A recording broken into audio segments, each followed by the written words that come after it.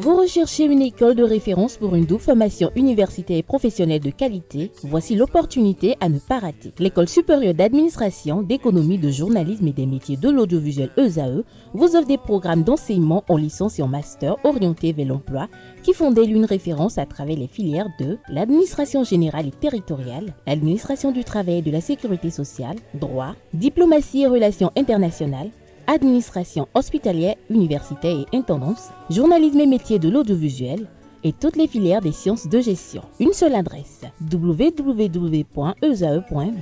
Rendez-vous dès maintenant sur nos campus ESAE Bedjromende au numéro 90 93 65 21 ou au numéro 98 98 14 00. Paracourt sur le numéro 52 46 12 12. Aboumé-Calavi au numéro 52 88 44 44. Akpata au numéro 52 88 33 33. ESAE, l'excellence a un nom. Aneldo, bonjour à nouveau.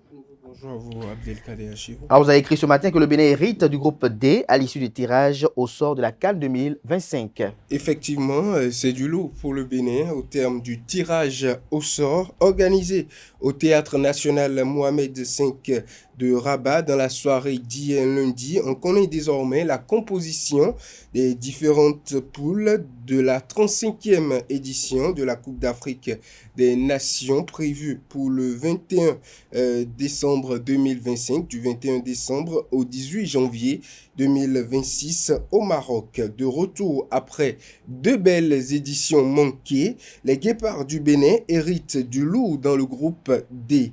Notre et ses poulains sont entourés des pays comme le Sénégal, la République démocratique du Congo et du Botswana. Pour le compte des programmes des matchs du Bénin, le 23 décembre 2025 à Rabat, le Bénin rencontre la RDC pour son premier match.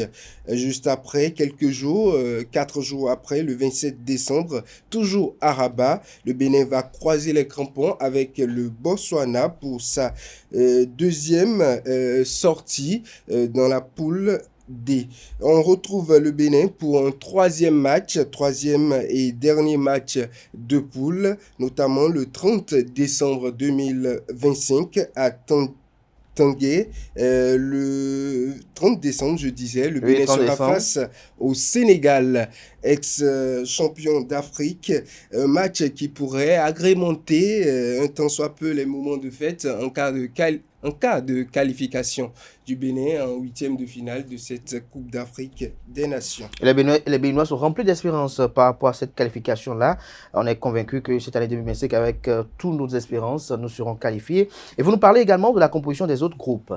Effectivement, la composition des autres groupes, au total, 6 groupes. Dans le groupe A, nous avons le Maroc, le Mali, la Zambie et les Comores. Dans le groupe B, nous retrouvons l'Égypte avec l'Afrique du Sud, l'Angola et le Zimbabwe. Dans le groupe C, on retrouve le Nigeria, la Tunisie, l'Ouganda et la Tanzanie. Dans le groupe D, le groupe du Bénin, on retrouve le Sénégal, la République démocratique du Congo, le Bénin, je le disais, et le Botswana.